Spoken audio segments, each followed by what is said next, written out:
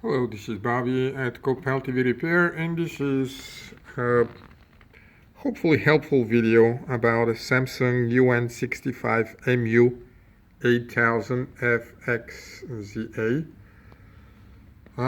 Based on so far partial experience, this TV requires external unit in order to operate fully and properly, and it does want it. When it was brought to us, it was totally dead. It was as dead as if the power board was bad.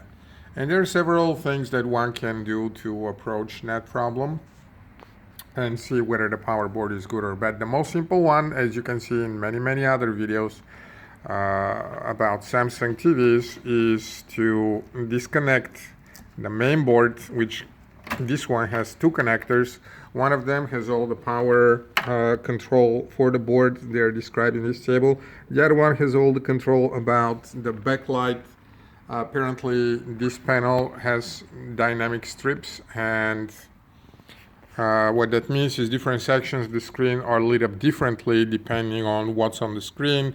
This is done to achieve better effect. This is where the outputs are, but the control for them comes normally from the T-Con board, but there's no T-Con here. It's all on the main board. As you can see, T-Con is something that takes the pictures frame by frame from the main board and knows how to control the panel and tell the panel how to activate different portions so that it actually displays that picture.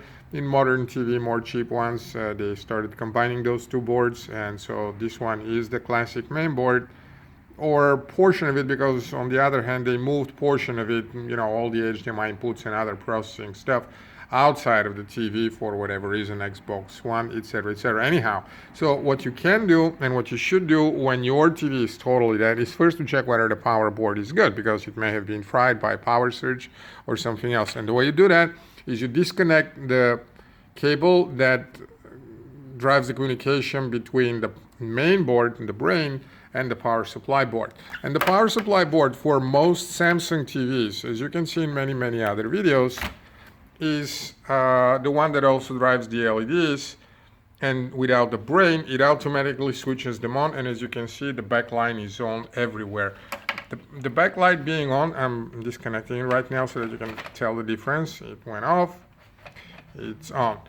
When the backlight goes on like this, you know two important things. First, that the power supply board is most likely 99.9% working. The 0.1% is what if it doesn't work when you plug in this. The thing is, most of the circuitry in the power supply board needs to be active and functional in order for these backlights to come up. This is the highest voltage is being produced from the power supply board. That means most of the other boards that it draws power to, or it's somehow related to, or they power watchdogs that make sure that everything is working fine, there's no failures on the board.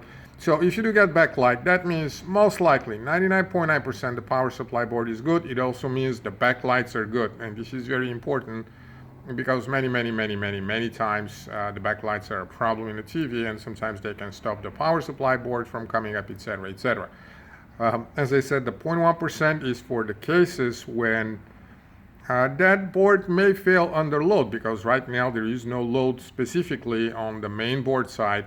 There is load on the inverter and it's apparently holding it, but in 0.1% of time, that means one in how many 1,000 TVs, you will get one that fails when you do exactly this and connect some load, namely the main board. Now, 100% of the Samsung TVs that don't work otherwise will turn the backlight off when you connect the main board, because there are some connections and wires here that basically tell it, do not turn the backlight until I'm ready to work, until the customer pressed the button and I started and I'm ready to go to a point where you can actually show something on the screen, etc. Now, when the TV was brought up to us, it was totally dead, but it did light up, saying that the problem was here on the main board.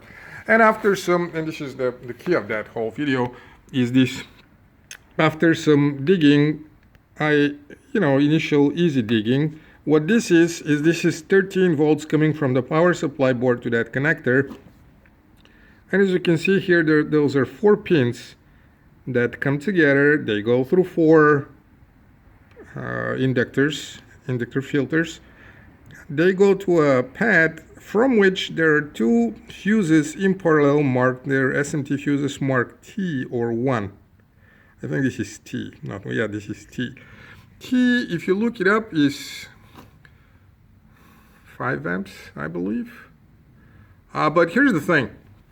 They were open. Those fuses were blown. And that meant that that board was not actually getting any power. What you can see here, this huge big thing, is a 5 amp fuse that I soldered.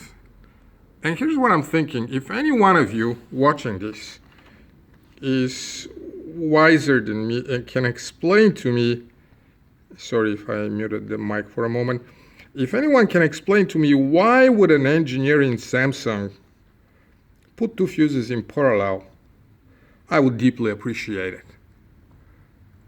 To me, and I did read a little, I know enough about stuff to be finding my way around. I do have formal education, which honestly is helping me, but I wouldn't consider it very seriously the base of my knowledge. Okay, it may be the base, but it didn't substantially educate me a lot. I learned a lot from what I learned from people, from trying and from reading stuff, and not in school. But long story short is two fuses in parallel is a no-no for a number of reasons, and it doesn't really serve the purpose that at least apparently it might look to serve. The moment one of them fails for whatever reason, the other one will fail automatically because they're sharing the load. So why would you put two in the first place? They may have small differences which will load them differently from the beginning. Are they acting faster? Are they, maybe this is a way to implement a slow blowing fuse? I don't know. Whatever the case, this is all that it took to get that board to work. I don't know if that is all. Of course, I checked before putting a fuse whether there was a low resistance on the other side where it continues to the board. It looked pretty normal. It looked normal to ground, high resistance, like a diode in one direction high, the other one low, which is what you expect to see. So I just put a fuse, and I don't know if you can see, but there is a backlight currently. There is also a picture. I don't know what's going to happen. I don't know if different submodules would work. This is highly unusual as far as main boards go.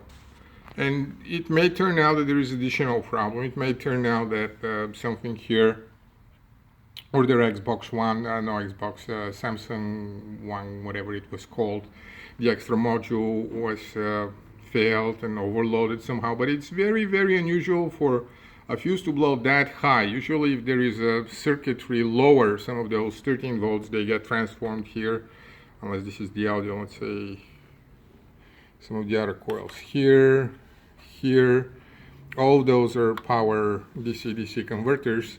If any one of them has failed, that board would not start, or would overload and blow that fuse again. But the TV started. It does have picture. I don't want to lift it because it's large and I'm holding the phone. But you gotta believe me, hopefully this will help someone. Something else may pop up, but that was definitely easy and cheap solution to the first problem that we were facing when we received that TV. Best of luck in your repairs. Should you have any questions, don't forget, pay money first, ask questions later. Thank you.